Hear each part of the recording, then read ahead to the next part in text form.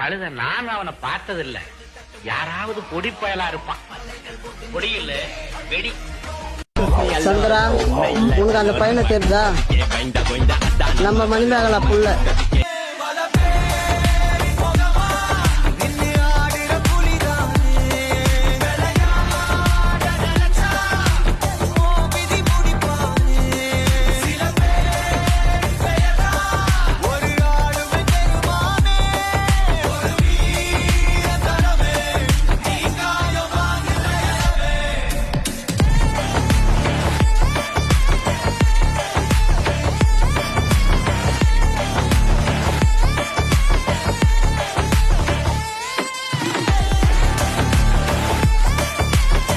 இது என்ன கேம்?